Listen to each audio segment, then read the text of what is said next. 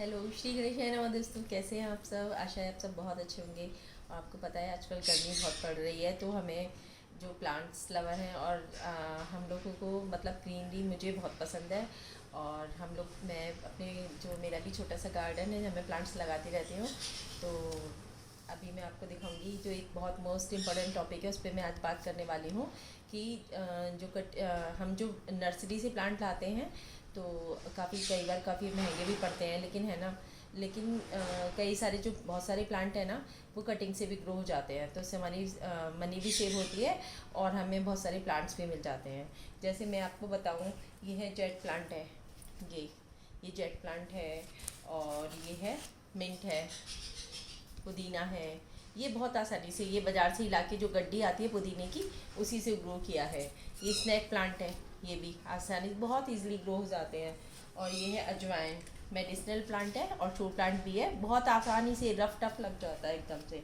इसमें आपको कुछ नहीं करना होता, तो इसमें आपको किसी रूटिंग हार्मोन की ज़रूरत नहीं होती। लेकिन बहुत सारे लोगों का ही सवाल रहता है कि हमारी जो कटिंग है वो ग्रो नहीं हो रही। अगर ग्रो हो भी गई बाई चांस, 10 में से 8 लोगों की यही प्रॉब्लम्स रहती है।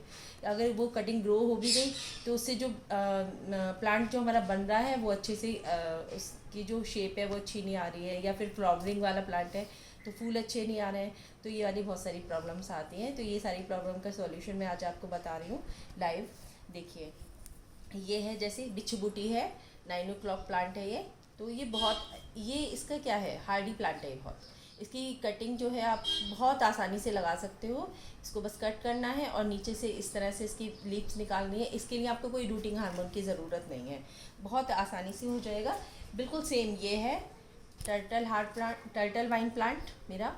तो ये हैंगिंग बास्केट में भी बहुत अच्छा लगता है, और इसकी वीडियो मैंने डाल भी रखी है। तो ये भी बहुत आसानी से ग्रो हो जाता है। ये मैं आपको बता रही हूँ ऐसे। ये मैं क्या, ये देखिए इस तरह से। ऐसे ही सेम ये है पर्पल हार्ट प्लांट। ये भी बहुत आसानी से हार्डली प्लांट है। आप इन प्लांट को टर्टल वाइन है, पर्पल हार्ट है, बिच्छू बूटी है, और जेट प्लांट भी आसानी से लग जाता है। अजवाइन वाला प्लांट है, और पुदीना है। बहुत हार्डली प्लांट है, बहुत आसानी से लग जाते हैं। जैसे ये है मेरा टर्टल वाइन का प्लांट, तो इसके जो नीचे के हैं ये नोट्स एरिया होते हैं इसके, बहुत आसानी से यहाँ से ग्रो होते हैं। ये देखिए बीच बीच में हर्डल्स जैसे लगे ना, ये नोट्स एरिया है। तो हमने इसको बस सिंपली, ये बहुत अच्छी बहुत प्यारी बेल है। एक बार आपने इसको अपने घर में लगा लिया तो ये पूरा जंगल बन जाएगा। ये खुद से नीचे भी गिर जाती है ना, तो भी गमले में अपने आप उगाती है। तो हमें क्या करना है, इसके नीचे से ये डंडी ऐसे तिरछी काट ली है हमने यहाँ से, है ना, और सीधे बस मिट्टी में लगा देना है, बहुत आसानी से ग्रो हो जाएगी। तो लेकिन कुछ प्लांट ऐसे होते हैं, जैसे मोरपंखी है, जैसे मोरपंखी भी कटिंग लग जाती है, बेल की कटिंग लग जाती है।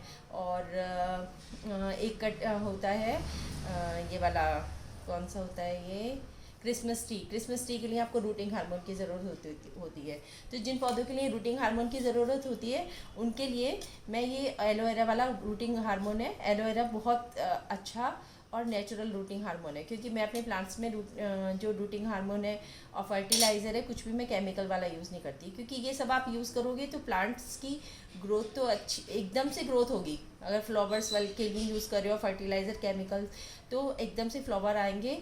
लेकिन उसके बाद जो ना पौधे की हेल्थ पे बहुत सारा असर पड़ता है, उसके बाद वो फिर अच्छे से ग्रोथ नहीं करता। तो ये है एलोवेरा का। ये देखिए, एलोवेरा में इस तरह से आपने ऐसे कट कर लेना है। या तो आप एलोवेरा में जो भी आप कटिंग लगा रहे हो, तो आप उसको एलोवेरा में डिप कर सकते हो जेल में। ये इसका एलोवेरा का जेल होता है सिंपल, इसमें आप डिप कर सकते हो। या फिर जो भी डंडी आप लगा रहे हो, कोई सी भी हो, किसी भी प्लांट्स की, जैसे ये है अभी ली थी मैंने ये वाली, इसकी तो ज़रूरत ही नहीं है, लेकिन फिर भी कोई भी है तो उसके अंदर आप इसको ऐसे डिप करोगे और सीधा प्लांट में लगा दोगे, बहुत आसानी से ग्रो हो जाएगी। तो अब हम ये बात कर लेते हैं कि कटिंग्स हमारी जब लग जाएगी तो उसके लिए हमें क्या क्या ध्यान रखना है। तो कटिंग लगाने के बाद आपको सिंपली ये बहुत ध्यान रखना है कि जब भी आप कटिंग लगाओ तो शेड एरिया में रखना है आपको उसको, क्योंकि इसमें जड़ें तो होती नहीं हैं। इसलिए जड़ें ना होने की वजह से डायरेक्ट सनलाइट में आने से जो हमारी कटिंग है वो डैमेज हो जाती है। तो आपको जब तक वो ग्रो ना हो जाए, अच्छे से उसमें लीव्स ना निकल आए, तब तक आपको शेड एरिया में रखना है। और दूसरा जो चीज़ है, आपको उसमें नमी बना के रखनी है पानी की अधिकता नहीं होने देनी है आपने उसमें, बस पानी की नमी बनी रहे, ड्रेनेज सिस्टम अच्छा हो, पानी उसका निकलता रहे और नमी बनी रहे, तो आपकी कटिंग बहुत अच्छे से ग्रो होगी। और तीसरा ये है कि जो कटिंग हमने लगाई है, जैसे ये हमने कटिंग लगाई है, ये सीधी कटिंग लगाई है, तो ये हमारा मान लीजिए हमारा गमला है, तो हमें इसके ऊपर पानी नहीं देना है, हमें इसके आसपास पानी डालना है, क्योंकि इसके ऊपर डालेंगे तो वो पौधा जो नीचे से नई उसकी जो रूट्स आ रही हैं वो हिल जाएंगी और डैमेज भी हो सकती हैं। इससे भी हमारा जो प्लांट्स है उसकी कटिंग जो है वो मतलब क्षतिग्रस्त हो सकती है।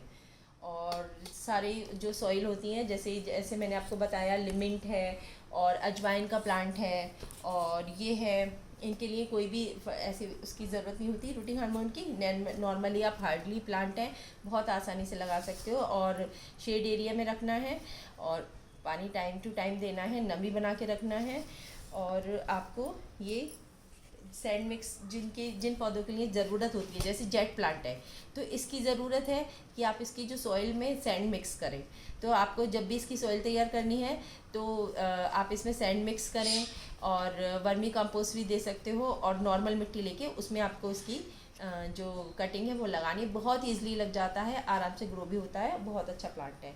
तो आपकी अगर मैंने सारी आपको बता दी है, कटिंग आपकी कोई भी ख़राब नहीं होगी, तो आप आराम से अपनी जो भी आपको कटिंग्स लगानी है लगाइए।